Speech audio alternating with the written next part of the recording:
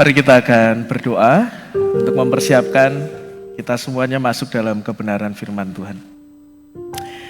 Bapa Surgawi, Allah yang menciptakan, bahkan memelihara kami sampai saat ini, juga Allah yang melahirbarukan kami kembali ketika kami boleh menyadari keputusasaan kami karena kami ada di dalam dosa, dan kami memandang kepada kasih karunia Tuhan saja, sehingga kami saat ini bisa mengaku bahwa Yesus adalah Tuhan dan Juru Selamat satu-satunya dalam hidup kami.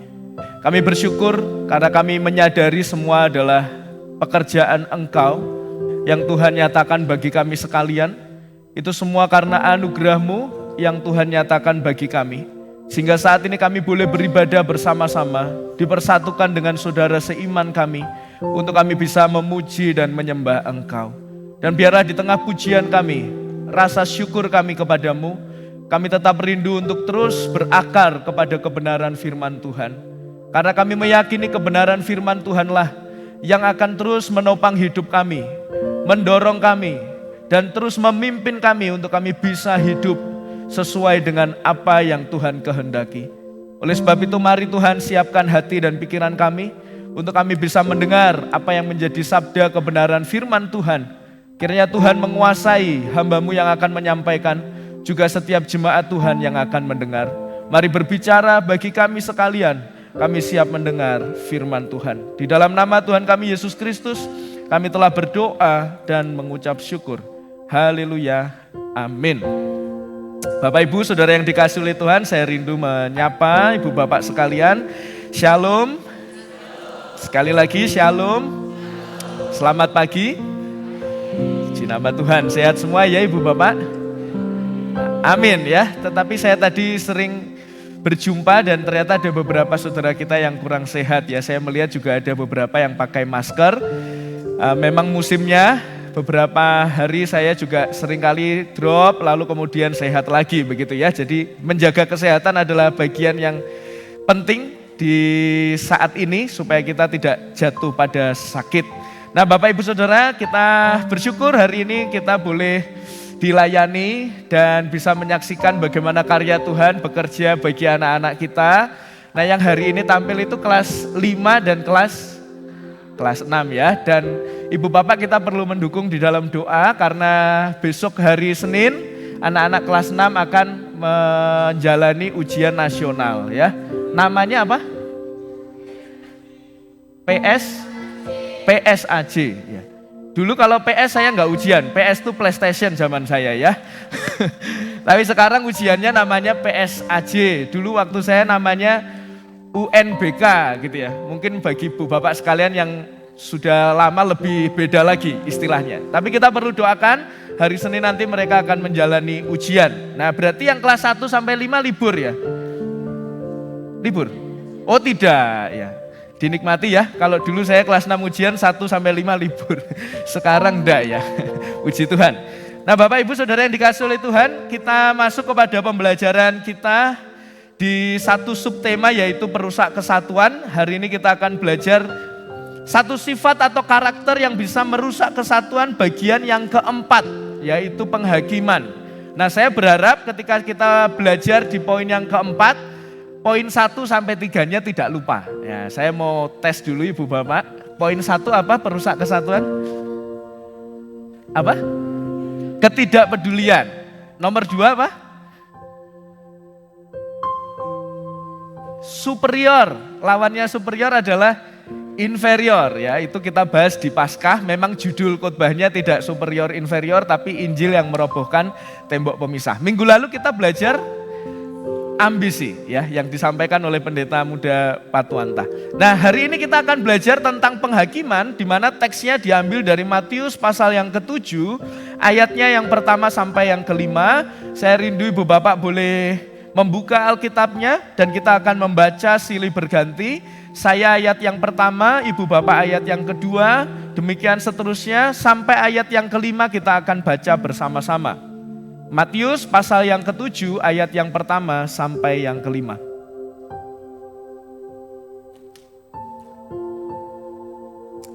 Ada di slide LCD juga, bila Ibu Bapak membaca di depan boleh juga. Saya akan membaca ayat yang pertama, Ibu Bapak ayat genap, nanti ayat 5 kita akan baca bersama-sama. Saya akan memulainya. Jangan kamu menghakimi supaya kamu tidak dihakimi.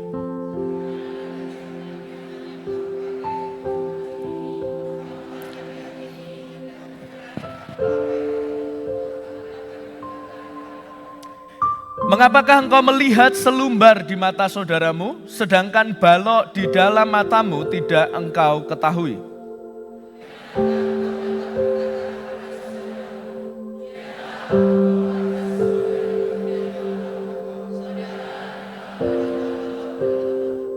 Bersama-sama, hai orang munafik, keluarkanlah dahulu balok dari matamu, maka engkau akan melihat dengan jelas untuk mengeluarkan selumbar itu dari mata saudaramu.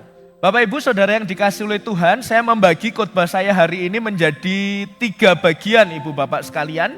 Yang pertama kita akan belajar tentang kesalahpahaman yang populer atau kekeliruan yang populer tentang nasihat jangan menghakimi. Ternyata ada banyak orang yang salah menafsirkan kata atau nasihat jangan menghakimi. Lalu yang kedua kita akan belajar tentang apa makna sesungguhnya dari perintah jangan menghakimi. Nanti kita akan membahas lebih dalam dan di bagian terakhir kita akan belajar tentang nasihat bagi saya dan saudara ketika saya dan saudara akan menghakimi. Kita masuk kepada poin yang pertama yaitu kekeliruan populer. Saudara, banyak orang beranggapan perintah jangan menghakimi itu adalah satu perintah yang benar-benar saya dan saudara tidak boleh menghakimi siapapun sesama kita yang ada di dunia ini. Benar-benar tidak boleh. Biasanya alasannya apa?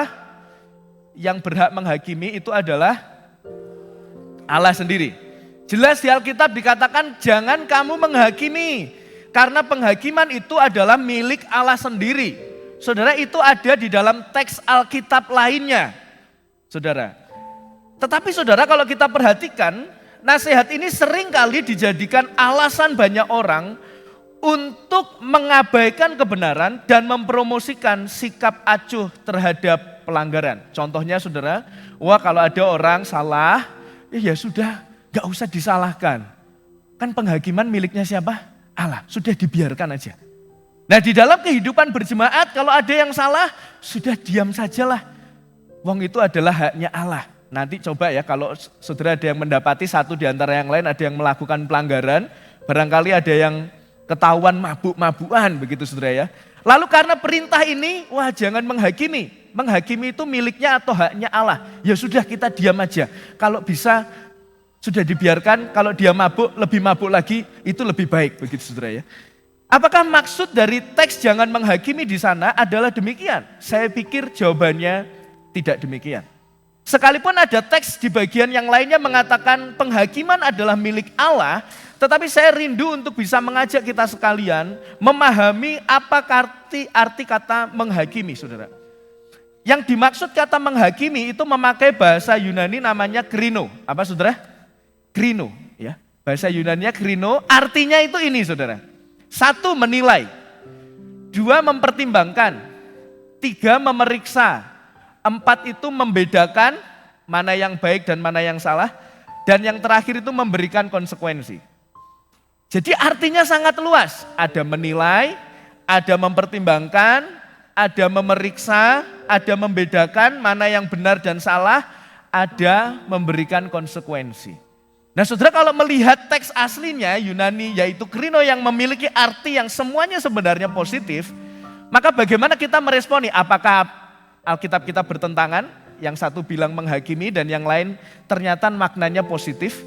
Dan saudara perlu tahu kata Yunani krino ini dipakai pada banyak peristiwa di dalam Alkitab, baik secara tersirat yang memakai kata krino maupun makna yang tidak, minta maaf tadi yang tersurat ya, yang jelas-jelas pakai kata krino.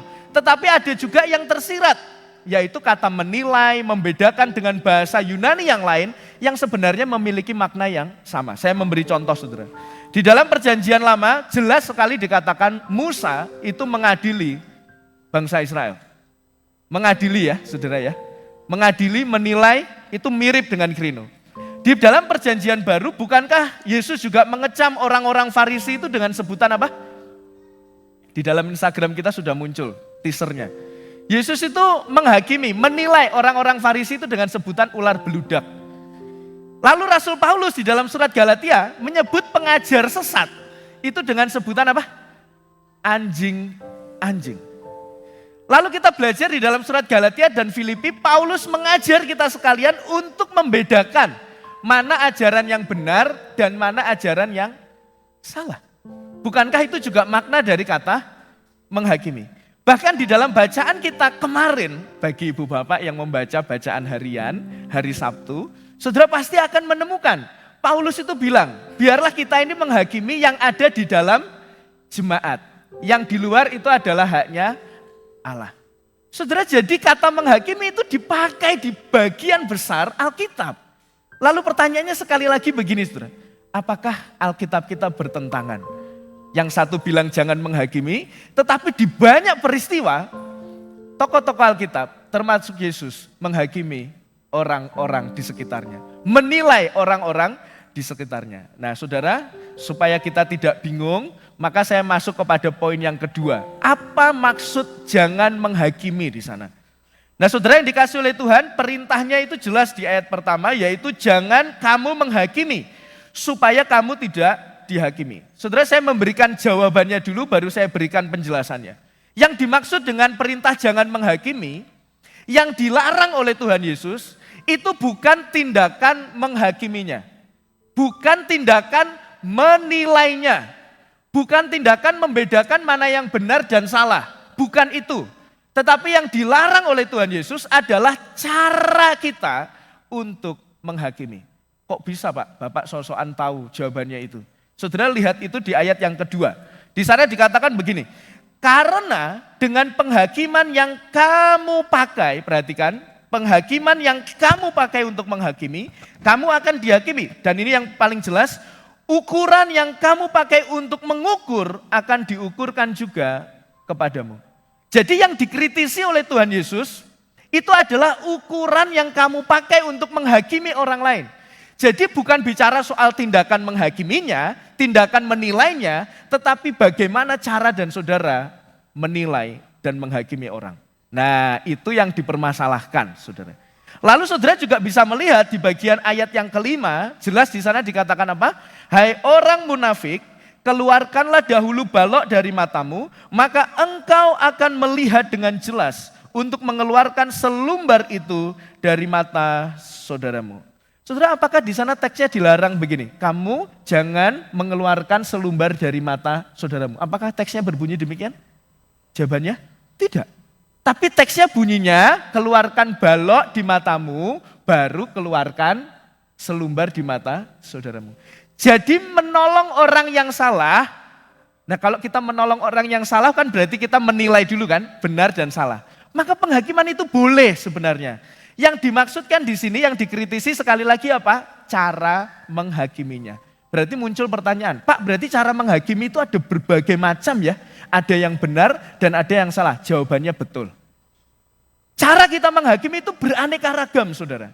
Dan hari ini kita akan belajar setidaknya ada 2 nasihat yang diberikan bagi saya dan saudara. Ketika saya dan saudara sebagai tubuh Kristus ingin menilai orang lain. Ingin membedakan apakah yang dilakukan orang lain itu benar atau salah. Nah dikasih nasihat sama Tuhan Yesus. Apa nasihatnya? Kita masuk langsung poin yang ketiga. Wah, cepat saudara ya, baru 7 menit sudah poin ketiga. Nah tapi poin ketiga ini 2 poin saudara. Apa yang harus saya dan saudara lakukan untuk kita bisa melakukan penghakiman kepada saudara seiman kita? Yang pertama saya menuliskan saudara. Hakimilah dengan dasar atau bukti yang kuat. Kita bisa melihat itu di mana? Yaitu di ayat kedua. Karena dengan penghakiman yang kamu pakai untuk menghakimi, kamu akan dihakimi dan ukuran yang kamu pakai untuk mengukur akan diukurkan kepadamu. Saudara, kata ukuran itu menunjukkan bagaimana saya dan saudara bisa menghakimi cepat, bisa menghakimi lama. Kita bisa saja menilai orang itu, contoh ya, wah si A itu orangnya ternyata jahat. Itu bisa saja hanya karena satu peristiwa. Mungkin orang ini menyindir teman yang lainnya. Karena atas dasar satu peristiwa, kita langsung punya di dalam pikiran kita, wah orang ini ternyata, jemaat yang satu ini adalah jemaat yang jahat. Wah ternyata setiap minggu ke gereja ternyata ujung-ujungnya juga begitu orangnya. Hanya karena apa? Satu peristiwa. Tetapi kita juga bisa menilai orang lain sampai kita bisa berkata, wah orang ini adalah orang yang baik sekali. Karena kita melihat selama 1 bulan, hampir tiap minggu kita melihat orang ini selalu memberi kepada orang lain. Jadi yang dipersoalkan adalah caranya. Dan nasihat bagi saya dan saudara, ketika saya dan saudara ingin menilai orang lain, menentukan apakah orang ini benar dan salah, kita perlu menilainya dengan dasar dan bukti yang jelas. Tapi sayangnya saudara, kita ini seringkali menilai orang lain secepat kilat saudara. Baru 1 kali lihat, kita sudah muncul di pikiran kita, oh ternyata orang ini adalah orang yang demikian. Biasanya menilai dengan kilat itu selalu berbanding lurus dengan penilaian yang negatif. Wah kalau sudah negatif itu cepat kita menilainya saudara. Menilai saudara-saudara seiman kita.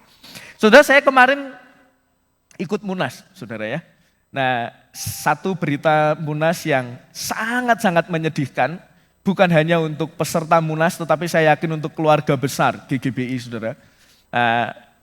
Ada satu poin yang saya sampaikan di khotbah ya. Nanti selebihnya di pengumuman antara minggu ini atau minggu depan.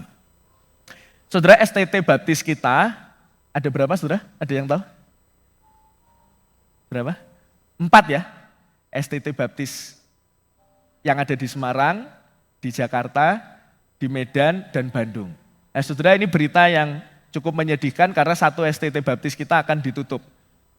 Di merger, ya, pilihannya ada 2, yaitu di merger atau ditutup karena sudah tidak bisa menghidupi bahkan sudah minus sampai 900 juta. Sehingga gaji dosen selama 18 bulan itu tidak dibayar dan mahasiswanya 29 saja dan dosennya 26. Dosen 26, mahasiswa 29, seperti privat saudara. Maka setelah dilakukan mitigasi akhirnya ada 2 pilihannya antara merger, digabung dengan STT lain atau ditutup. Saudara ini berita yang sangat menyedihkan saudara. Nah waktu pertanggungjawaban di pleno di mana semua sudah mendengar itu, Ketua Yayasan Baptis Indonesia sudah memberikan penjelasan, lalu di bawah Yayasan Baptis Indonesia itu sudah ada lagi sub yang membidangi tentang sekolah teologi, sudah memberikan penjelasan. Lalu komisi yang membahas tentang STT ini sudah juga memberi penjelasan. Lalu ada orang yang angkat tangan saudara, dia bersikukuh meminta Ketua STT Baptis Jakarta itu harus maju di depan dan memberikan penjelasan. Wah saudara, sudah dibilang sama bagian pemimpin musyawarah itu ya, tidak perlu karena semua penjelasan sudah diberikan oleh yayasan. Semua penjelasan sudah diberikan oleh koordinator bagian sekolah teologi. Lalu dia tetap angkat tangan, karena biasa kalau angkat tangan dijawab itu kan bisa sampai 3 kali saudara. Dia tetap bersikukuh untuk bisa meminta Ketua STT Baptis Jakarta itu berdiri di depan forum dan memberikan penjelasan. Lalu saudara, pemimpin musyawarah itu berkata, apakah dari forum semua ada yang mendukung usulan ini? Saudara kenceng sekali, semua menjawab tidak. Apa tujuannya orang ini meminta untuk Ketua STT Baptis Jakarta berdiri? Hanya untuk melihat, oh ini loh ternyata biang keroknya. Siapa yang akhirnya di bawah kepemimpinan ini orang, maka STT Baptis Jakarta ini tutup. Sedangkan yang lain berdiskusi, tidak perlulah. Sudah tahu ini adalah berita menyedihkan bagi kita sekalian. Sudahlah tidak usah dipermalukan untuk berbicara di depan. Cukup karena semua penjelasan sudah sangat komprehensif. Saudara seringkali tujuan kita kemudian untuk menilai seseorang itu hanya untuk menjatuhkan. Hanya untuk menjatuhkan, bukan justru untuk memulihkan. Nah saudara ada banyak contoh di dalam kehidupan saya dan saudara yang dimana kita menghakimi dengan begitu cepat. Saya pun kemarin terjebak saudara. Terjebak dalam hal apa? Di dalam Munas itu ada ibadah saudara. Jadi tidak hanya musyawarah tapi ada ibadah-ibadah di mana ada pengkhotbahnya. Saudara teksnya itu dari Yohanes pasal 10 ayat 10, ada yang hafal? Ayat yang sangat terkenal. Dia datang untuk memberikan hidup dan hidup itu hidup yang berkelimpahan. Nah teksnya itu saudara. Lalu di antara pengkhotbah itu membahas teks itu diimplementasikan pada bagaimana pendeta itu menggembalakan jemaatnya. Jadi kata-katanya Yesus datang memberikan hidup yang berkelimpahan, lalu ditarik bagaimana gembala itu menggembalakan jemaatnya. Padahal di teks itu, tafsirannya adalah itu Yesus datang memberikan hidup kekal. Dan kelimpahan di sana itu berbicara soal bagaimana saya dan saudara diselamatkan. Nanti waktu ketika meninggal dunia kita ada di surga, tetapi berkelimpahan itu maksudnya saat ini juga, meskipun kita belum meninggal dan ada di surga, kita ini diberkati dan disertai oleh Tuhan. Itu makna dari teks itu. Saya masih muda, saya cenderung untuk mengkritisi. Kok bisa ya? Teks yang semacam itu, kemudian ditafsirkan bagaimana tentang pendeta menggembalakan jemaatnya. Lalu saya ngobrol dengan teman-teman, kok bisa ya? Ternyata pendeta itu podoai, tafsirannya gini. Saudara tidak sadar, saya menilai orang itu dengan terlalu cepat. Akhirnya saya pada satu titik kesimpulan bahwa pendeta A, pendeta tertentu, ternyata tidak cukup bagus di dalam khotbahnya. Hanya dengan berapa kali saya mendengar khotbahnya? 1 kali. Lalu saya merenungkan firman ini. Saya berdosa.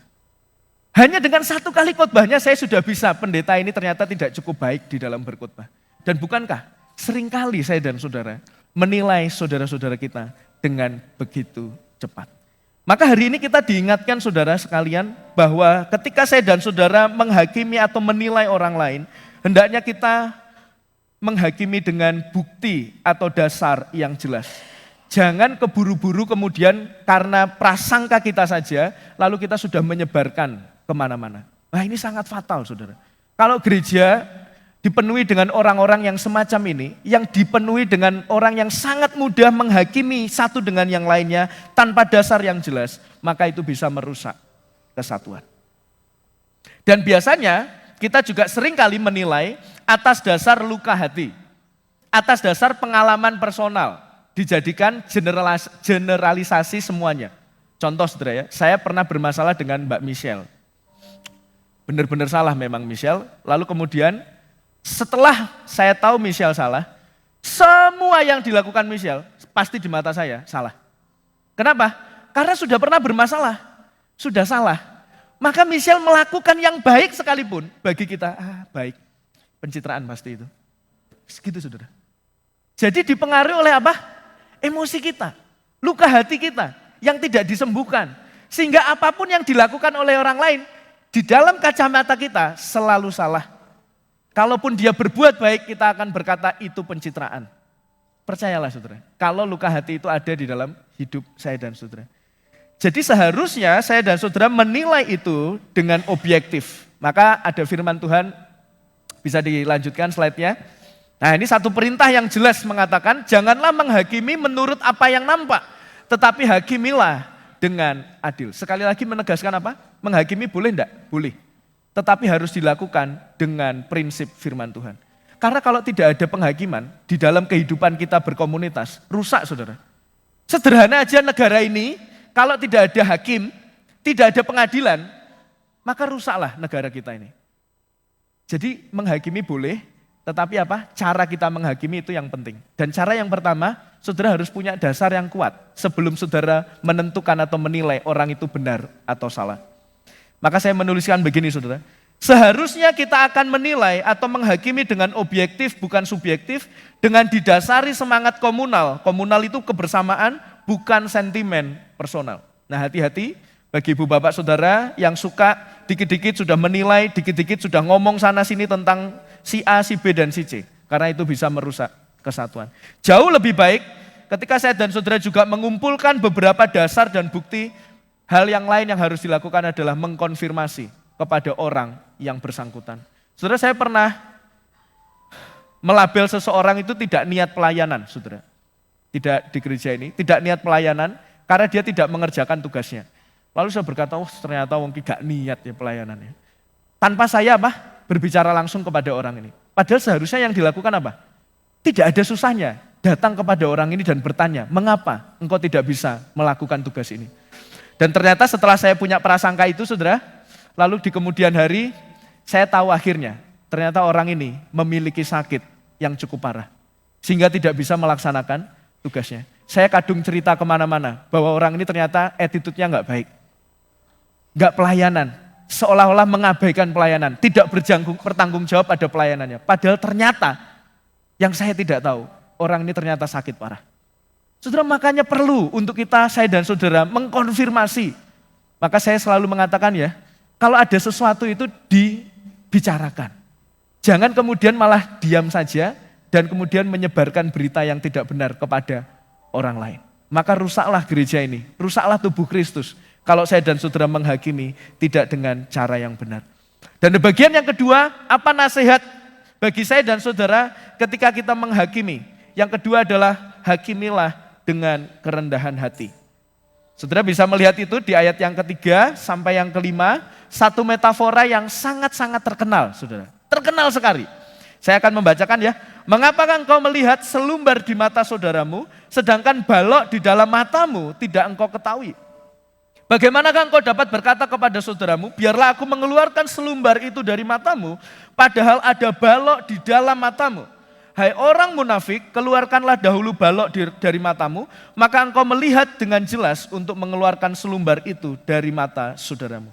Saudara pernah membayangkan enggak apa yang dimaksud dengan selumbar itu? Selumbar itu jarang ya kita pakai dalam kehidupan kita sehari-hari ya. Ada yang pernah ngobrol dengan temannya terus berkata, ya ternyata itu selumbar gitu. Kok saya enggak pernah mendengar selumbar ya. Tapi ada yang tahu enggak apa yang dimaksud selumbar di sini? Serbuk kayu, saudara. Nah, ada saudara yang suka tukang mengamplas kayu atau menghaluskan kayu itu, saudara ya. Yang dimaksud selumbar ini dalam teks Yunani-nya itu adalah serbuk kayu itu, saudara. Besar atau kecil? Kalau orang kecil, kecil, saudara. Itu bukan kecil lagi, sudah kecil sekali. Bubuk itu loh, saudara, serbuk kayu. Itu yang dimaksud kata selumbar. Lalu kata balok di sana, itu adalah balok yang dipakai untuk menyanggar rumah. Jadi ini bukan hanya balok yang biasa, tetapi untuk menggambarkan betapa besar baloknya itu, kata yang dipakai adalah balok yang dipakai untuk menyanggar rumah. Kalau saudara tahu di Filipi itu ada Yesus adalah batu penjuru. Nah kalau batu penjuru itu yang ada di siku, ya sekarang rumah jarang ya, di siku bangunan di mana itu modelnya cor-coran, nah itu batu penjuru. Tapi kalau balok ini kayu, bagi rumah yang kayu dia yang menopang, untuk menunjukkan betapa besarnya. Jadi itu metafora yang dimunculkan oleh Tuhan Yesus. Bagaimana mungkin kamu yang ada balok di matamu, maksudnya ada dosa yang sangat besar di matamu, tapi kamu bisa melihat kesalahan kecil orang lain. Gak hanya kecil, kecil dari orang lain. Kamu bisa temukan itu. Ya apa carai? Nah Tuhan mengkritisi hal itu. Artinya kita berhasil menemukan kesalahan yang sangat kecil dari orang lain, tetapi kita gagal melihat kesalahan kita yang sangat besar. Maka kalau ada peribahasa orang buta menuntun orang buta, nah itu tidak cocok dengan metafora ini. Ada yang mengatakan ini seperti orang buta mau menuntun orang buta. Gak cocok. Ini yang benar adalah orang yang buta, lumpuh, tuli, gak bisa jalan, gak bisa ngapa-ngapain, mau menuntun orang buta. Jadi kesalahannya besar sekali. Tetapi kita berusaha memperbaiki orang yang kesalahannya kecil. Nah ini kalau saya ilustrasikan dengan yang lain, saya itu seperti ini. Saudara tahu pemain sepak bola paling top mungkin Messi atau Ronaldo ya. Nah, dia nendang gak masuk, siapa? Messi atau Ronaldo, terus dia nendang gak masuk, saya bilang gini, ya gimana Ronaldo, kamu ini gak benar. Seperti itu saudara, contohnya seperti itu. Dia sudah pemain top, gaji terbesar sedunia begitu ya. Lalu saya marah-marahin orang yang gak punya kapabilitas apa-apa dalam sepak bola. Selain fans MU yang setia, begitu saudara ya. Seperti itu perumpamaannya, kita berusaha memperbaiki orang yang dosanya kecil, padahal dosa kita sangat besar. Saudara yang dikasih oleh Tuhan, apa maksudnya? Boleh menegur, tetapi tegurlah, menghakimilah dengan penuh kerendahan hati. Kenapa? Karena saya dan saudara adalah sama-sama orang berdosa. Maka kalau saudara menegur dan menilai orang lain, saudara itu harus mengingatkan diri saudara dulu, bahwa saudara juga sama seperti orang itu, yaitu orang-orang berdosa. Yang mungkin membedakan adalah jenis dosanya. Tapi ingatkan pada diri kita, waktu saudara mau menilai, sudah ngumpulin bukti banyak, lalu menilai, dan sudah jelas orang ini salah. Dan saudara perlu menegur dan menolongnya. Saudara sebelum menegur, ingatkan pada pikiran saudara, hati saudara, ingat ya, kamu adalah orang berdosa. Kamu tidak jauh berbeda dengan orang yang akan kamu tegur. Bedanya hanya pada jenis dosanya. Maka saya selalu mengatakan, kalau saudara mau menegur orang lain, saudara itu bisa berpikiran begini, mungkin kamu salah, tetapi yang pasti aku tidak jauh lebih baik dari kamu. Sekali lagi saudara ya, waktu saudara mau menegur orang lain, saudara itu harus menegur dengan satu dasar hati begini, mungkin kamu salah, tetapi yang pasti aku tidak jauh lebih baik dari kamu. Kenapa? Karena kita sama-sama orang berdosa. Kita sama-sama orang yang menerima anugerah Allah. Kita sama-sama diselamatkan bukan karena perbuatan kita, tapi karena apa? Karena kasih kemurahan Allah. Maka itulah yang selalu harus kita tekankan pada kehidupan kita ketika kita mau menegur orang lain. Saudara, kalau kita menegur dengan mental saya orang suci dan dia orang yang berdosa, kita akan menegur dengan kesombongan hati. Pasti tujuannya bukan untuk memulihkan, tujuannya hanya untuk menjatuhkan orang itu. Sekali lagi ya, kalau kita menegur dengan mental saya orang benar dan kamu orang salah, kita akan menegur bukan untuk memulihkan, tapi untuk menjatuhkan. Percayalah saudara. Tapi kalau saudara punya mental menegur orang lain, kamu salah, tetapi yang pasti aku tidak lebih baik dari kamu, kita itu akan menegur dengan lembut kok saudara. Alih-alih daripada kita menjatuhkan orang lain, kita akan bertanya, apa yang bisa saya bantu supaya kamu bisa lepas dari dosa itu? Apa yang bisa aku lakukan supaya kamu bisa pulih dari keadaanmu saat ini? Dibanding hanya apa? Menjudge dan menjatuhkan orang tersebut. Ini hal yang tidak mudah saudara, maka ada satu tokoh bernama Leo Tolstoy itu bilang begini, banyak orang yang berambisi ingin mengubah dunia, banyak orang yang berambisi untuk mengubah hidup orang lain, tetapi terlalu sedikit orang yang berpikir untuk mengubah dirinya sendiri. Karena apa? Menilai orang lain itu jauh lebih menyenangkan daripada menilai diri sendiri. Seharusnya itu tidak kita lakukan. Benarlah apa yang dikatakan Leo Tolstoy, kita ini sering kali pengen merubah dunia, kita sering mengubah orang lain, tetapi kita tidak mau dikoreksi dan dirubah oleh firman Allah. Mari saat ini kita mengkoreksi hati kita. Apakah kalau saya dan saudara ini sedang ingin menegur orang lain, kita sudah mengkoreksi apakah hidup kita sudah benar di hadapan Allah. Kalau kita ingin menegur orang yang gosip, koreksilah apakah diri kita ini juga sudah bebas dari dosa gosip dan ngerasani orang lain. Kalau kita menegur orang yang gak niat pelayanan, koreksilah apakah saya dan saudara sudah benar-benar orang yang niat pelayanan. Nah ini perlu kita lakukan selama kita akan menegur orang lain. Maka benarlah apa yang dikatakan di ayat yang kelima, di sana dikatakan demikian, hai orang munafik, keluarkanlah dahulu balok dari matamu, maka engkau akan melihat dengan jelas untuk mengeluarkan selumbar itu dari mata saudaramu. Saudara perlu mengevaluasi diri dulu sebelum saudara menilai orang lain. Dikatakan di sana apa? Keluarkan dulu balok di matamu itu, keluarkan dulu supaya kamu bisa melihat dan mengeluarkan selumbar di mata saudaramu. Bagaimana kita bisa mengeluarkan balok di mata kita? Yaitu adalah dengan menyadari keberdosaan kita dan kasih karunia Allah yang penuh pengampunan serta hidup berjuang di dalam pertobatan. Maka di akhir saya ingin mengatakan, kita yang menyadari keberdosaan kita akan menjadi pribadi yang rendah hati. Dan ketika kita menghakimi, kita akan menghakimi dengan penuh kasih dan kehangatan, bukan dikuasai oleh dendam dan ancaman.